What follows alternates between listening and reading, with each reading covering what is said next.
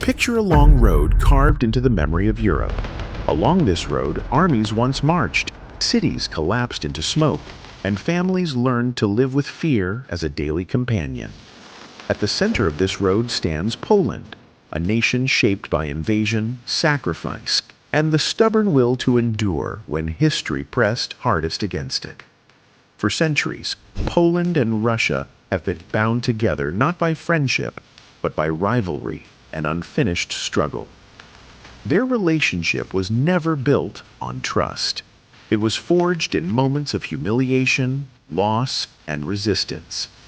Long before the 20th century, the Polish-Lithuanian Commonwealth stood as one of Europe's great powers. In a moment that would echo through Russian memory, Polish troops once entered Moscow itself and occupied the Kremlin. For Russia, this was not merely defeat. It was an insult carved into national consciousness. That moment became part of a longer cycle. Poland was later erased from maps through partitions carried out by surrounding empires. Entire generations grew up without a homeland to call their own. Then came the 20th century. In 1939, Poland was again torn apart, this time by Nazi Germany from the west and the Soviet Union from the east. Between two crushing forces, the country suffered devastation that few nations could endure. When the Second World War ended, freedom did not truly arrive. Soviet influence replaced one form of occupation with another. The Red Army's presence meant decades of political control and silence. For Polish families, the war did not simply end. It lingered in whispered conversations, missing relatives and memories passed down from parents to children. These experiences shaped more than borders. They shaped identity. A lesson took root in the Polish spirit. Survival could never again depend on the mercy of others. Geography made that lesson unavoidable. Poland lies on the North European plain, a wide, open stretch of land with few natural barriers. For invading armies, this terrain was an invitation. Napoleon crossed it. Hitler's armored divisions raced across it. Time and again, Poland became the corridor through which empires advanced. There were no mountains to shield its people, no seas to protect its cities, only roads and fields leading straight into the heart of the nation. Every Polish general learned the same truth written in blood. Geography could be a curse as much as a gift. One narrow strip of land symbolizes this danger more than any other. Suwałki Gap. The Suwałki Corridor. The Suwałki Gap. Suwałku korytarys. The Suwałki Gap, a thin corridor connecting Poland to Lithuania. It appears small on a map, yet its importance is immense. Should it be cut, the Baltic states could be isolated from their allies. For Poland, this is not an abstract concern. It is the difference between connection and isolation, between security and vulnerability. In this land, distance is measured not in kilometers, but in consequences. Yet Poland today is not the Poland of 1939. The nation that once stood defenseless between giants has rebuilt itself with purpose. Its armed forces have grown not only in number, but in readiness. Hundreds of thousands of soldiers now stand trained, with plans to expand further. Defense spending consumes a remarkable share of national income, a sign not of aggression, but of memory.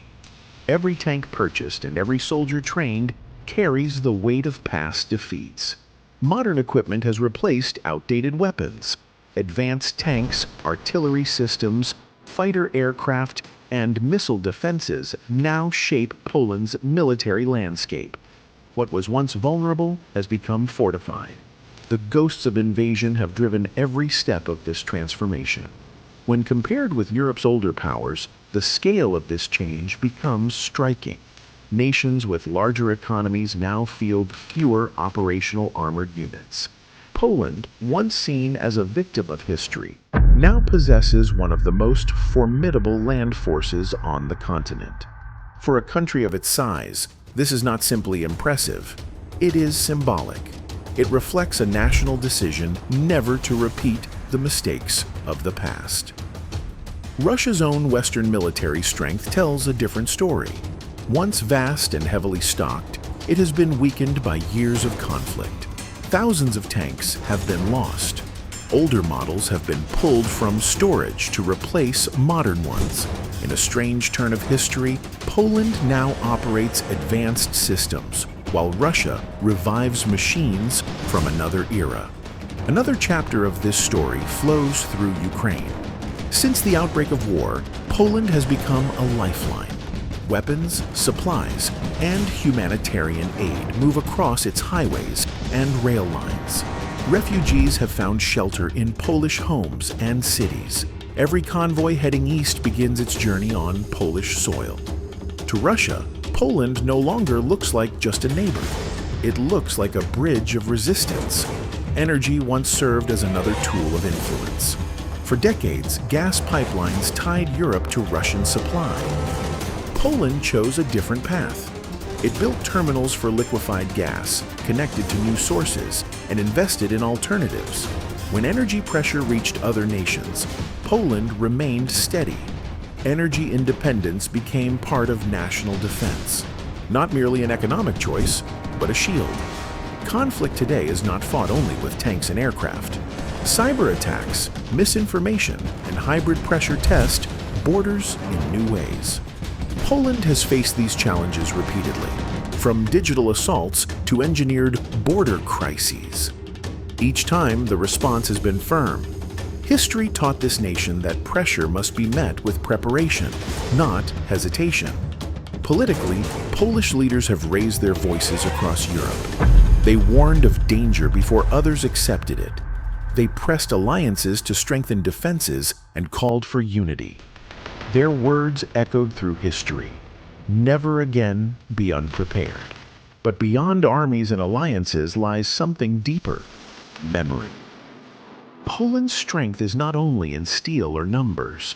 It lives in stories passed through families, in cities rebuilt after destruction, in generations who remember what it means to lose everything and begin again. Where Poland was once a battlefield for empires, it now stands as a guardian shaped by experience. The plains that once welcomed invading armies now hold lines of defense. A nation that once vanished from maps has written itself back into history through determination. From Moscow's perspective, Poland represents something unsettling. Not weakness, but resolve born from suffering. Not silence, but a voice shaped by loss. What cannot be measured by satellites or counted in divisions is the will of a people who survived occupation and promised themselves never again. Every new soldier trained, every modern vehicle delivered, every alliance strengthened reflects that promise. Pain has become preparation. Memory has become doctrine. And when the long road of history is viewed from above, one truth stands clear. Poland is no longer the pawn between empires. It has become a nation forged by centuries of struggle. A country whose greatest weapon is not only its military, but its unbreakable spirit. In the echoes of war, its story reminds us that history is not only written by victors, it is carried forward by those who refuse to disappear. These are the voices of endurance. These are the memories of survival. And these are the lessons the past still whispers to the present. They tell us that behind every strategy and every border lies the human cost of standing firm when history demands courage. If you believe that history is more powerful when told through human experience, through the lives of those who endured fear, loss, and sacrifice, then you are in the right place. Take a moment to like this video so these stories can reach more people who value memory over noise. Subscribe to Echoes of World War II, the History Vault, to keep these voices alive and ensure they are never forgotten. Share this story with someone who cares about the past, because remembrance is the first step toward understanding. Here, we do more than study history. We listen to it, we preserve it, and we honor those who lived it. Until next time, let the echoes of the past guide us forward.